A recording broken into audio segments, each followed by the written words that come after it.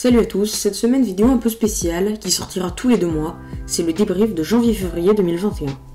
Pour commencer la saison 2021, je voudrais préciser que quasiment toutes les courses ont été annulées en janvier à cause du Covid-19, comme le Tour de San Juan ou d'autres, et que beaucoup d'autres courses vont être annulées par la suite. La seule course professionnelle de janvier, le GP La Marseillaise, remporté par Aurélien Paré-Peintre. Très bon l'année dernière et souvent dans les places d'honneur, mais voilà enfin une victoire pour lui. 2 Français viennent compléter le podium, Thomas Bouda et Brian Cocard. Belle course donc pour les Français. En février maintenant, beaucoup de courses ont été maintenues même si le Tour de Colombie manque à l'appel.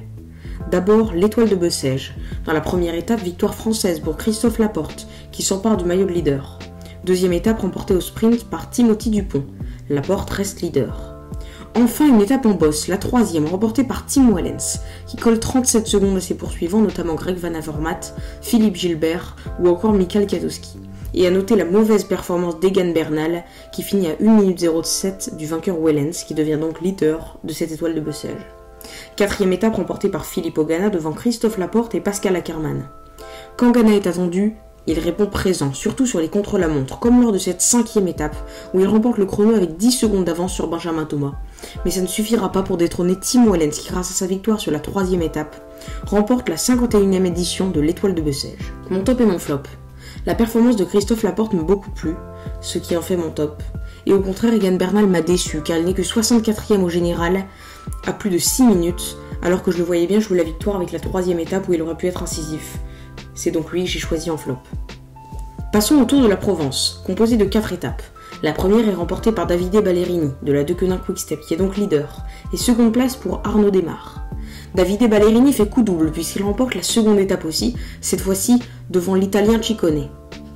Sur la 3e étape, plus montagneuse, Ivan Sosa vient s'imposer devant Egan Bernal et Julien Lafilippe. 2 gros coureurs donc. Grosse performance pour Sosa qui devient au passage leader. Retour au sprint pour cette 4e et dernière étape de ce Tour de Provence où Phil Boos met tout le monde d'accord et bat Ballerini et Boigny au sprint. Au classement général final, Ivan Sosa est premier et remporte cette épreuve.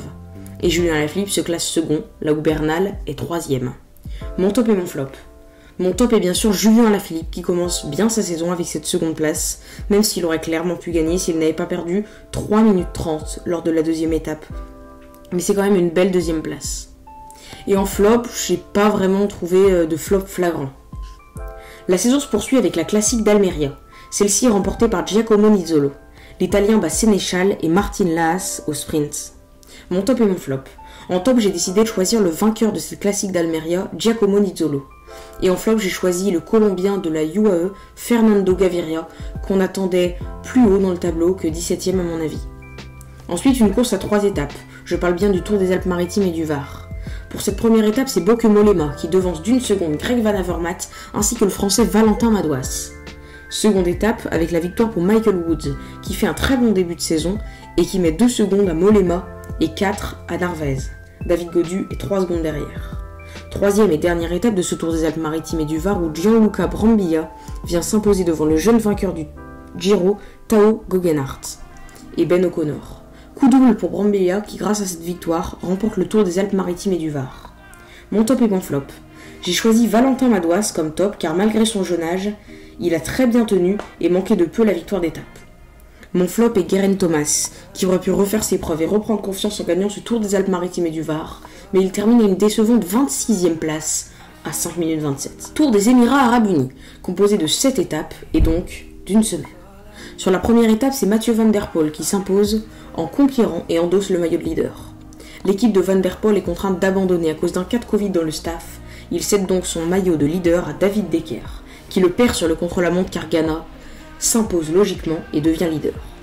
Pogačar montre déjà sa supériorité en s'imposant sur la 3e étape devant Adam Yates, le Slovène est déjà leader. Bennett remporte une étape au sprint devant Decker et Caleb Ewan. Victoire de Jonas Vingegaard, Pogačar second, conforte son maillot de leader et Yates 3e dans la route Pogačar. Doublé pour Sam Bennett qui remporte aussi la 6e étape de ce UAE Tour 2021. Très bonne performance donc pour lui. Et enfin Caleb Ewan s'impose devant Sam Bennett et Phil Boos pour cette dernière étape. Pogačar remporte donc cette course. Mon top et mon flop. Adam Yates a été très bon et a prouvé qu'il aurait pu tenir tête à Pogačar même s'il a perdu beaucoup de temps lors du chrono. J'aurais aussi pu noter les bonnes performances de David Decker, même si la victoire d'étape manque à l'appel. Et en flop, j'attendais quand même plus Sepp Kuss qui aurait pu se mettre en avant en montée. Il finit à 10 minutes au classement général. On a ensuite la belle victoire de David Gaudu sur la classique de l'Ardèche devant Clément Champoussin et Hugh Carty. En top, j'aurais pu dire David Gaudu, mais cela me semble trop évident, alors j'aimerais noter la prestation de Clément Champoussin en top. J'attendais un peu plus de Warren Barguil sur cette classique de l'Ardèche et je trouve ça dommage qu'il n'ait même pas accroché un top 10, ce qui en fait mon flop. Ballerini s'impose sur Ruud Nieuwsbalt. En top, c'est Ballerini qui s'impose, et en flop, Christophe Laporte aurait pu faire mieux que 13ème, à mon avis. C'est Andrea Baggioli qui s'impose sur la Drôme Classique. En top, David Gaudu s'est vraiment bien battu et a tenté des attaques, même s'il finit 20ème, je trouve qu'il a bien roulé. Et je n'ai pas vraiment trop fait de flop sur cette Drôme Classique. Pour finir le mois de février, c'est l'ancien champion du monde Mads Pedersen qui l'emporte devant Turgis et Tom Pidcock. J'ai choisi Tom Pidcock comme top, car il est jeune et pas connu, mais je le trouve vraiment super et la 3ème place est méritée. Pour le coup, c'est Mathieu Van Der Poel, mon flop, qui finit 12ème et qui me déçoit un peu. Pour les 2 prochains mois, le programme s'annonce passionnant, avec notamment l'Estrade Bianchi, Paris-Nice, Milan-San Remo ou encore la Flèche Wallonne. Donc moi, je vous donne rendez-vous la semaine prochaine à la même heure et à dans 2 mois pour un prochain débrief. Ciao.